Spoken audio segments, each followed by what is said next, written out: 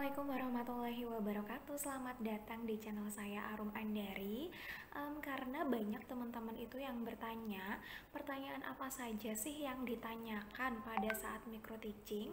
Maka di video kali ini saya akan membahas mengenai pertanyaan apa saja yang ditanyakan oleh penguji pada saat micro teaching berdasarkan pengalaman pribadi saya. Tolong disimak videonya sampai akhir supaya teman-teman nggak ketinggalan informasi-informasi pentingnya. Halo teman-teman, terima kasih sudah menonton video ini. Semoga video ini bermanfaat ya untuk teman-teman. Supaya lebih semangat dan teman-teman nggak ketinggalan video-video selanjutnya, jangan lupa untuk klik subscribe, like, dan komen.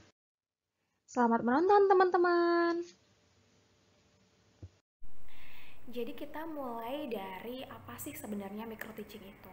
Micro teaching itu kan adalah praktek mengajar ya. Jadi kalau misalnya ketika kita mengajar, kita menjelaskan materi yang menjadi audiens kita adalah mahasiswa.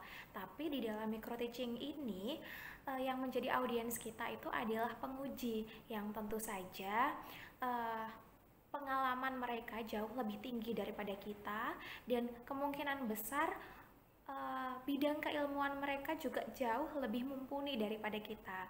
Jadi di micro teaching ini kita harus memberikan yang terbaik dari apa yang kita punya dan memaparkan materi yang benar-benar kita pahami supaya nanti ketika penguji itu bertanya, kita bisa menjawabnya dengan maksimal. Nah, kemarin itu ada yang bertanya, apakah pada saat micro teaching itu kita mendapatkan pertanyaan seputar materi? Kalau menurut saya ya tentu saja iya. Yang namanya juga kita praktek mengajar pasti akan dapat pertanyaan seputar materi. Mungkin pada beberapa case-case tertentu itu kita nggak dapat pertanyaan mengenai materi. Contohnya saya. Nah, pada saat saya micro teaching dulu, saya juga udah pernah menjelaskan kepada teman-teman di video saya yang ini.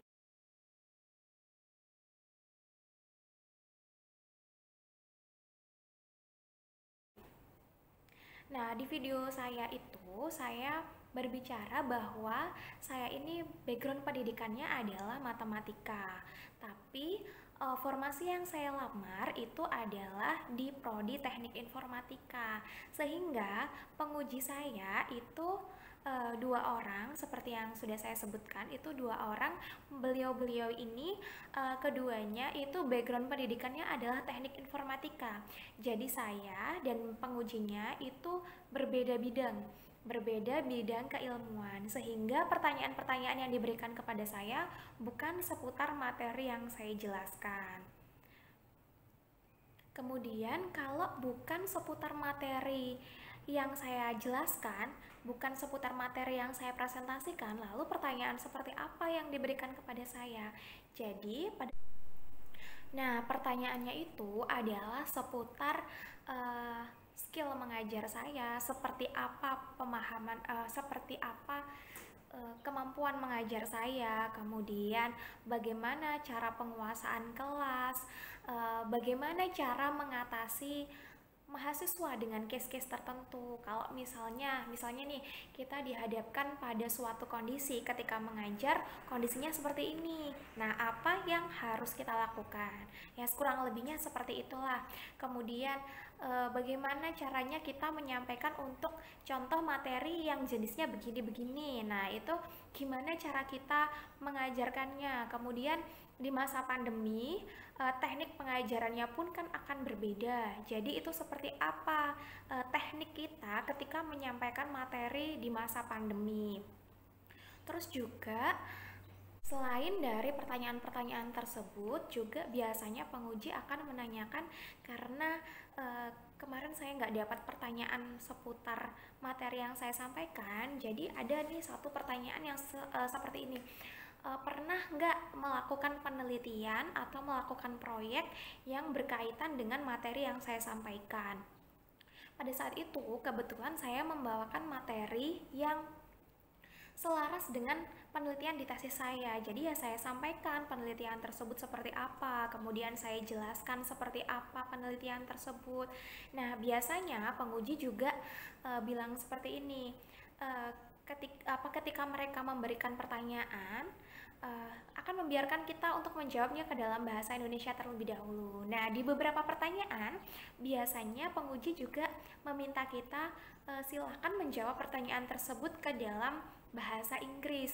Nah, ini untuk menguji sejauh mana kemampuan kita dalam berbahasa Inggris. Selain ketika kita presentasi, kita juga menggunakan bahasa Inggris. Di beberapa pertanyaan yang diberikan oleh penguji juga menyuruh kita menjawab menggunakan bahasa Inggris. Atau mungkin di beberapa penguji yang lain, di instansi yang lain, Pak penguji ini yang memberikan pertanyaan menggunakan bahasa Inggris. Jadi bisa teman-teman persiapkan mulai dari sekarang mengenai kemampuan berbahasa Inggrisnya. Kalau yang saya tangkap dari micro teaching ini, kita itu sistem penilaiannya dilihat dari yang pertama, sejauh mana penguasaan materi kita terhadap materi apa yang kita sampaikan, sejauh mana penguasaan materi kita terhadap bidang yang akan kita ajarkan nanti. Kan kita ini melamar untuk formasi dosen ya, yang pasti dosen itu adalah mengajar. Nah, jadi sejauh mana pemahaman kita terhadap materi-materi yang nanti akan kita sampaikan, juga sejauh mana pemahaman kita terhadap materi yang kita sampaikan pada saat micro teaching ini.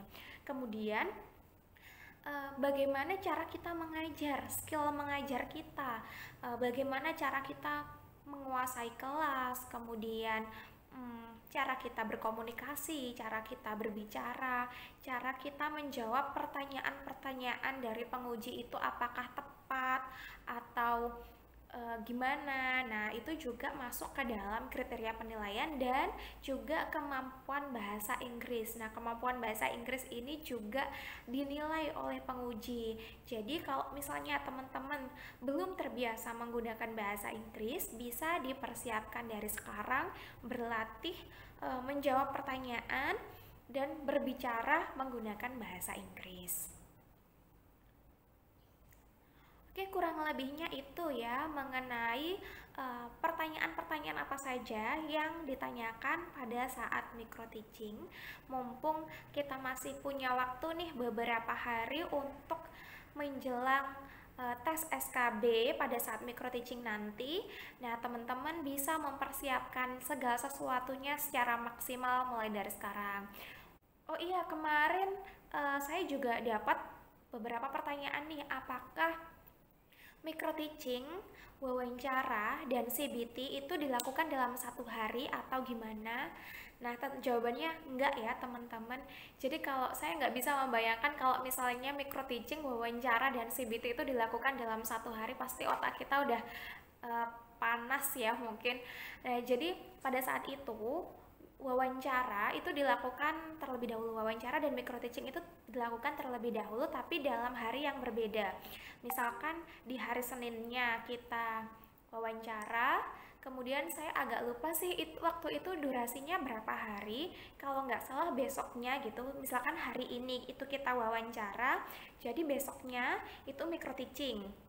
Jadi kita punya waktu untuk fokus terhadap satu subtesnya. Jadi misalkan hari ini kita benar-benar mempersiapkan khusus untuk wawancara, di besoknya kita benar-benar mempersiapkan khusus untuk micro teaching. Nah, ada jeda, ada interval beberapa hari untuk yang CBT ini. Jadi karena CBT ini ada 4 submateri ya, jadi kita bisalah mempersiapkan beberapa hari ini untuk fokus kepada CBT.